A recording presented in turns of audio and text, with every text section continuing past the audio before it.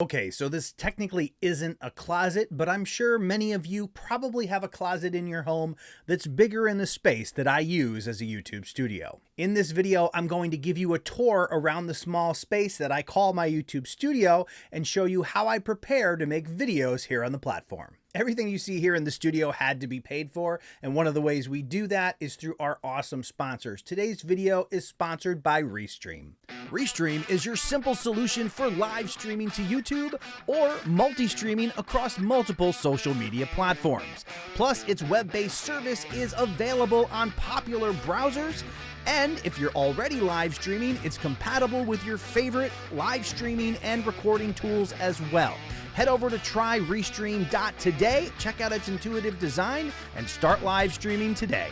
All right, so I wanted to give you some views you haven't seen before. This is video from an iPhone. I know it's stationary, but it is video. This is the view from behind my desk. So as you can see, it's a pretty narrow space.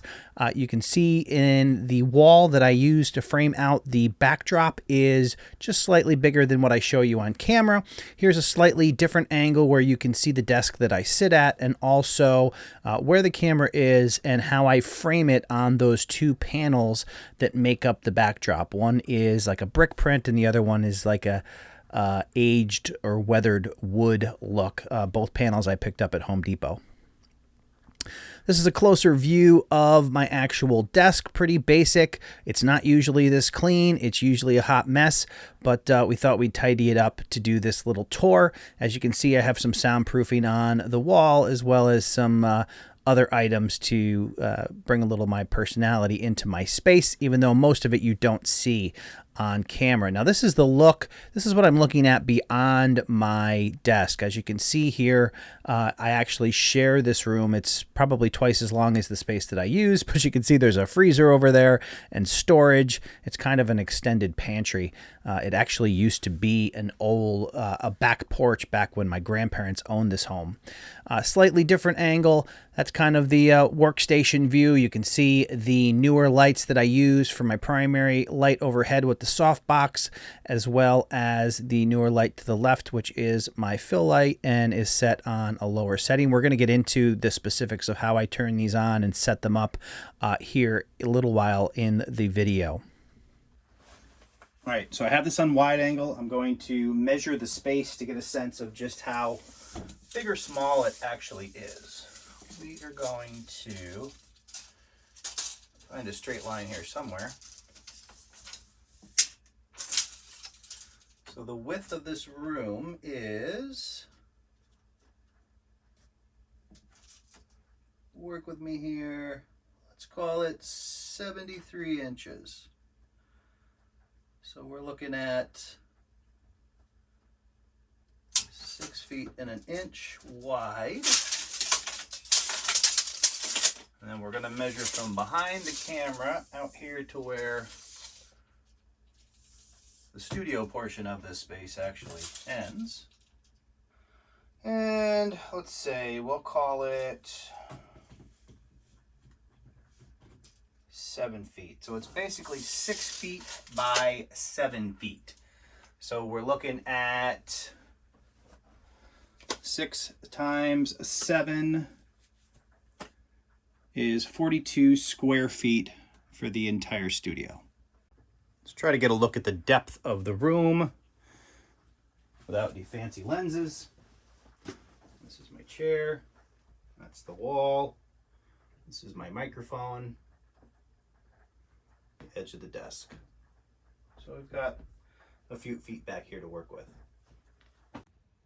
Okay, so I'm going to try to do a split screen here so you can see what my camera sees before I adjust any lighting or anything here in the studio. This is just with the overhead lighting. Now I imagine based on all the stuff that my iPhone does to adjust the video, it looks better currently. I mean, I can see it looks better currently on the iPhone, but our goal is obviously to make the picture here in the studio look as crisp and sharp and well lighted as possible. But this is just the overhead light, and we are going to now transform this into what I normally use to make a video here on YouTube. So the first thing that we do, you'll notice that the screen is black behind me. I'm going to go ahead and turn that on.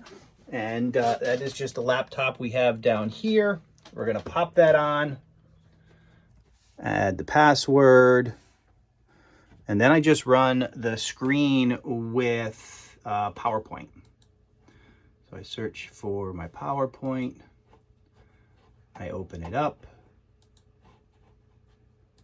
I find the one that I'm looking for. And you can see now I have the laptop with the backdrop that I use for my videos. And then we have to come around here, grab the remote for the TV, turn that on behind me. Pops up with the Roku menu. Go over and select HDMI 1. And that should, try this again. There we go. So that's step 1. Now, step 2, I'm going to switch this camera over here so you can see what this looks like. All right, so we're recording here. You can see me out there. So this is where I control all my lights. And then this one, those are those lights. And now you'll see if we look at the picture over here, now we're starting to get somewhere. We're almost there. I also have this light up here. So just, so this is my main light up here. And then this is my fill light over here. And then back here, which is one of the switches we just turned on, is the hair light. See, this is one of the things that I deal with. Little things that pop up that I don't want to appear in the back of my video.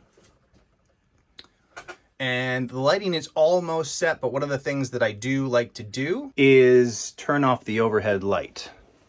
So we're gonna go turn off the overhead light. And then it's gonna give us a much better look. Now again, you'll see I'll put these videos on screen side by side, much different on the iPhone than what I'm doing here with my camera. I personally think it looks a lot better on camera. And then we frame it nicely so you just see everything that I intended to have on camera. But now we'll switch totally to the main camera. And there you have it. There's the studio. That's how we have everything set up. I'm going to show you what I do for audio. So this is my, we'll pop on the other camera actually as well, rather than trying to completely disrupt the main camera here. All right, so this is the Shure SM7B mic. We have that here. There's probably a cat hair or two on it because Buddy likes to come in here and rub on it, which I really don't appreciate, but what are you gonna do? And then this is how I have the mic connected. This is the H4n Pro set up as an audio interface using the cloud lifter here. With a little magnet stuck on it. The cloud lifter, and then that goes into, from this, it goes via USB into the computer, and we have, like I said, it configured as the audio interface. The camera is the Canon 90D. I have that set up with the clean HDMI out. So when I'm actually making a video, the power supply I have for this, so that it's always plugged in, is a little bit flaky. So occasionally I do have to turn it off and back on so the camera comes back on. But typically when that's working, I can just open up OBS, which is what I have right here. And I already have the video stream coming in. I already have the audio stream coming in. And then I just hit the record button down here and I make my videos. You may notice here that the audio is a little bit delayed. I do fix that in Premiere Pro when I edit it. It's just kind of one of those awkward things with OBS, but at some point I may try to get that a little better, but it seems to change over time. I don't even know what the solution is there, but we'll figure it out. But this is my studio, 42 square feet of smoke and mirrors. I'd love to hear what you guys are doing. How much space are you able to work in when you make YouTube videos? Do you have a dedicated space that you can use for YouTube videos? I think it is very helpful if you can carve out a little space, even if it's small, to be able to make content, because it really reduces the barrier to making new videos. I hope you found this video helpful. On screen now are 2 more helpful videos that can help you grow your channel and learn to make income around your content. And that circle below me, it's a subscribe button. Hover over it, click the button, ring the bell, and I'll see you in the next video.